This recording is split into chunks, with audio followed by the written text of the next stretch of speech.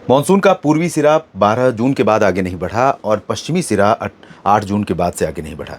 10 दिन बीत चुके हैं जब मानसून का जो पश्चिमी सिरा है, नॉर्दर्न लिमिट ऑफ मानसून है, महाराष्ट्र में डेरा जमाए हुए है, महाराष्ट्र से आगे नहीं बढ़ रही है और इस समय हरनई और सतारा पर ही बनी हुई है। इधर भद्राचलम और हैदराबाद से गुजर रही है तेलंगाना में, और उड़ीसा में अगर देखें तो कोरापुट और बारापानी से होकर गुजर रही है, फुलबनी से होकर गुजर रही है, और साथ में रांची, जमुई और मुजफ्फरपुर। तो इन जगहों से मानसून की उत्तरी सीमा का जो आगे बढ़ने का क्रम है वो फिलहाल अभी परिवर्तन उसमें नहीं हुआ है, और परिस्थितियां कुछ इस तरह की बनी हैं कि शायद अगले 2-3 दिन और भी इसी तरह से सुस्ती इसमें दिखाई पड़े। हालांकि ओवरऑल अगर हम देखें तो भारत में मानसून के जो बादल हैं, मानसूनी हवाओं का जो प्रभाव है वो भारत के ऊपर बढ़ना शुरू हो गया है। एक बार मैं सैटेलाइट तस्वीरों के माध्यम से आपको भारत के ऊपर वाटर वेपर जो है, पानी की मात्रा एटमॉस्फेयर में जो जिससे बादल बनते हैं और जो किसी किन्हीं मौसमी सिस्टमों की वजह से आमतौर पर देखने को मिलता है। तो और मानसून सीजन में इस तरह का परिदृश्य होना चाहिए। वैसे यहाँ पर भी मध्य भारत में या पूर्वी भारत में भी जिस तरह की स्थितियाँ अभी हैं उससे ज़्यादा मॉइस्चर कंटेंट आमतौर पर मानसून सीजन में जून के इस समय तक हो जाता है। हालांकि कम होने के बावजूद इतना ज़रूर मैं कहना चाहूँगा कि धीरे धीरे अब इस मॉइस्चर कंटेंट में बढ़ोतरी हो रही है। सुस्ती है, वाइड स्प्रेड बारिश नहीं हो रही है, लेकिन कई जगहों पर बढ़ती इस नमी के कारण बादल डेवलप हो रहे हैं और बरसात हो रही है। आज भी पूर्वी क्षेत्रों में इधर कई जगहों पर बादल बिहार, झारखंड, पश्चिम बंगाल पर बने, पंजाब पर बने, राजस्थान पर बने, इधर बने, दिल्ली के दक्षिण पश्चिम रीजन में और कुछ जगहों पर बरसात भी हो रही है और होने की संभावना है भी। मध्य भारत में भी बने और पूर्वी क्षेत्र में यहाँ पर कई जगहों पर बादल बने, जिसमें आंध्र प्रदेश और छत्तीसगढ़, साथ में तेलंगाना, उड़ीसा और कर्नाटक, तमिलनाडु और केरल के रीजन शामिल हैं। महाराष्ट्र और गुजरात, वेस्ट एमपी पर ज़रूर और साउथ राजस्थान के ऊपर ज़रूर अभी बहुत ज़्यादा गर्मी और ज़्यादा ड्राइनेस अभी भी बनी हुई है। लेकिन आने वाले दिनों में भी अगर हम देखें तो हवा का जो रुख है, मॉइस्चर लेकर के भारत के ऊपर पहुंचने वाली हवाओं का रुख है वो थोड़ा सा परिवर्तित होने वाला है आने वाले 2-3 दिनों के बाद, और उसके चलते भारत में बारिश की जो मात्रा है वो बढ़ने की संभावना है। लेकिन 38% की कमी पूरे भारत में बारिश में हो चुकी है 1 जून से लेकर 18 जून के बीच में, और उसमें भरपाई होने की संभावना दिखाई नहीं दे रही है। 17 तक का ये डेटा है, 38% तक की कमी है।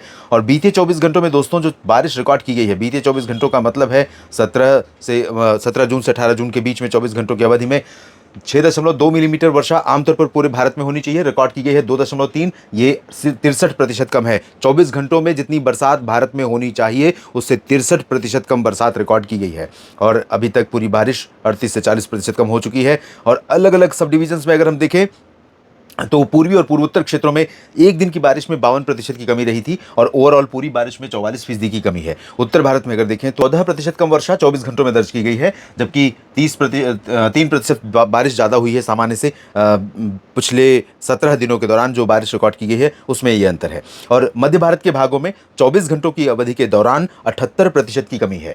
ये पूरे मध्य भारत में ओडिशा, छत्तीसगढ़, मध्य प्रदेश, महाराष्ट्र, गुजरात, गोवा का रीजन, दादरा नगर हवेली, दमन दीव का रीजन है, और यहाँ पर 78% की डेफिशिएंसी है, जबकि अभी तक पूरे मध्य भारत को मानसून कवर भी नहीं कर रहा होता है। लेकिन यहाँ पर मात्र 1.4 मिलीमीटर वर्षा हुई है, और वो भी जो हुई है पूरब की तरफ हुई है, यानी ओडिशा, कुछ छत्तीसगढ़, कुछ मध्य प्रदेश और कुछ महाराष्ट्र के विदर्भ रीजन और साउथ कोंकण गोवा रीजन। और ओवरऑल 62% की कमी है पूरे सीजन में, पूरे मानसून सीजन में अभी तक। दक्षिण भारत में सामान्य से 84% की कम वर्षा रिकॉर्ड की गई 24 घंटों में, 6 की जगह पर 1 मिलीमीटर वर्षा हुई है, और पूरे सीजन की बारिश में 19% की कमी है। तो ये अभी तक का परफॉर्मेंस है मानसून का। 24 घंटों का डेटा अगर देखें कुछ प्रमुख वर्षा वाले स्थानों का, 24 घंटों का मतलब ये आज सुबह 8:30 से पीछे के 24 घंटों का है, यानी 17 जून की 8:30 सुबह से लेकर 18 जून की सुबह 8:30 बजे के बीच का डेटा। और ये शाम को मैं आपको इसलिए दिखा रहा हूँ क्योंकि शाम का जो डेटा मैंने लिया उसमें काफ़ी त्रुटियाँ दिखाई दे रही थी। चेरापूंजी में 145 मिलीमीटर बारिश दिखाई दे रही है, जो कि थोड़ा सा अपेक्षित नहीं लग रही थी मुझे, और मैंने डेटा जब अलग अलग जगहों पर चेक किया तो मुझे लग रहा है कि उसमें कुछ त्रुटि है। कवली में पिछले 24 घंटों में 56 मिलीमीटर, उदयपुर में 42 और 40 कोडई कनाल में बारिश हुई है, नॉर्थ लखीमपुर में 40 हुई है, चित्तौड़गढ़ में 38 और 34 मिलीमीटर बारिश पाक्योंग एयरपोर्ट पर रिकॉर्ड की गई है। चेरापूंजी में देखिए यहाँ पर बारिश दिखा रहा है 32 मिलीमीटर, जो कि ठीक है। मेट डिपार्टमेंट की वेबसाइट पर भी इतना है। तुनी में 25 और 24 मिलीमीटर वर्षा दर्ज की गई 3 जगहों पर, कन्नूर, सिलचर और तिरुत्तनी। ग्वालपाड़ा में 23 और इतनी ही बारिश हुई है जगदलपुर में, छत्तीसगढ़ में, और छत्तीसगढ़ में बारिश बढ़ रही है। डिब्रूगढ़ असम में 22 और इतनी ही बारिश दर्ज की गई है। कलिंगापट्टनम और बेंगलुरु में अमृतसर में बारिश हुई है 21 मिलीमीटर, सिलीगुड़ी में 21 मिलीमीटर बारिश हुई है, अगरतला में 19 और 17 दुर्ग में दर्ज की है छत्तीसगढ़ में। आज 18 जून है। 18 जून के बाद अगर मैं कहूँ कि 24 तक या 25 तक 2-3 दिन नहीं बल्कि 6-7 दिन की बात करते हैं तो 6-7 दिन में ये मानसून लगभग यहाँ तक पहुँचेगा, काफ़ी तेज़ी से आगे बढ़ेगा, लेकिन उस तेज़ी के बावजूद ये पिछड़ता ही रहेगा। पीछे काफ़ी हो चुका है। आज 18 जून को आमतौर पर 15 से 20 जून की लाइन ये है, आप देखिए यहाँ तक। तो 18 जून का मतलब है कि लगभग बिहार को पार करना चाहिए, उत्तर प्रदेश में एंट्री होनी चाहिए, महाराष्ट्र को पार करना चाहिए, छत्तीसगढ़ को पार करना चाहिए, उड़ीसा झारखंड को पार करके एमपी में और गुजरात में प्रवेश करना चाहिए, जो अभी नहीं हुआ है। और आने वाले दिनों में जैसा कि मैंने कहा कि 2-3 दिनों 4 दिनों के भीतर मानसून की एक्टिविटीज़ थोड़ा सा इन जगहों पर बढ़ेंगी। मानसून के आने से पहले एक्टिविटी यहाँ पर बढ़ेगी और इसी दौरान मानसून भी इधर छत्तीसगढ़ उड़ीसा में आगे बढ़ेगा, विदर्भ में आगे बढ़ेगा।